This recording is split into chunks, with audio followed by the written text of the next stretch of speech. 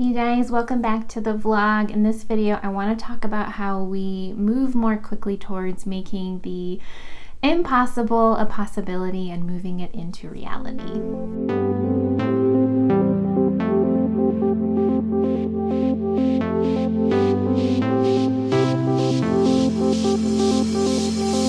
As a lot of you know, I am always reading this book, The Last Word on Power by Tracy Goss. I just started working with a coach who is certified in her methodology, and I am holding out the vision and the impossible declaration that I will also be certified by Tracy in this methodology because I think it's so powerful and it's really helped me create a lot of big change and transformation in my own life. On my way home from an event over the weekend that I was working with for a client, I was reading the book, and every time I read it, something different stands out to me. And something that stood out in particular was this. I'm going to read a quick passage. To discover the velocity with which you are moving any designated possibility forward to a reality, look at the specific number of conversations for action that you are engaged in. One of the big principles of this idea of making the impossible possible is that conversation and language are our most powerful tools for creating possibility where something wasn't possible before. And there's different ways that she talks about this, specifically around requests and promises.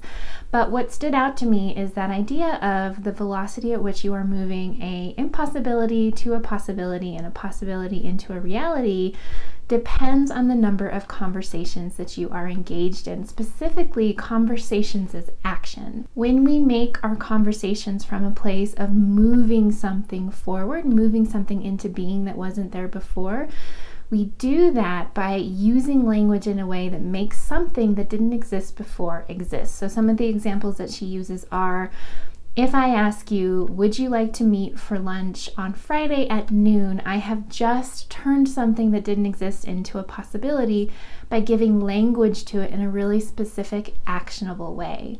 And what you can then do is say yes or no, or you can counter with your own request. Could we do it on Saturday at 1 p.m. instead? This allows us to move things forward and to be very specific and directed in the conversations that we are having. And conversation isn't just about requests and promises. It's not just speaking to each other in that way. It's also the offerings that we're putting out into the world. So I have been sitting with that in terms of, if I want to grow my media company in this very specific way, if I want the Unravel book to be out in the world and reaching more and more people, if I want to use that conversation as a launching pad to do bigger work in the world and have the conversation on a bigger scale, such as doing workshops and speaking on stages and getting more people into the journey mapping program. If I really truly want to birth the Institute out into the world, finally get it out there and get it started, get it going, because it's such a big, massive undertaking, am I having enough conversations that are action oriented? And that isn't just, am I asking and making enough requests of people, something that I haven't been doing. So one thing that we're going to be looking at is bringing on more team and support to do more outreach in terms of making more connections with potential people that could be referral partners, both for us to send work to, but that we could start getting engaged in new and different circles to start supporting more entrepreneurs, specifically in the design and branding side of the business, but also for the personal growth, getting our work, our conversation in front of more people. So there's that kind of conversation that we need to be having, but also what are the offerings, the requests that we're putting out there in terms of marketing?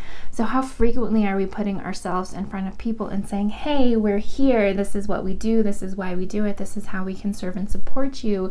Here is content that you can consume that will help you build that trust in us, that will help you start making change and transformation in your own life or business. And up until the point that you're ready to actually work with someone, and hopefully that will be us, hopefully we can support you. So it's looking at it from a marketing perspective of, are we putting enough offerings out there into the world? Are we making enough requests of people, enough promises to say that we are here, we are ready to support you? We have made big changes in the way that we serve people, the way that we run our business and the support that we provide and our systems and all of that.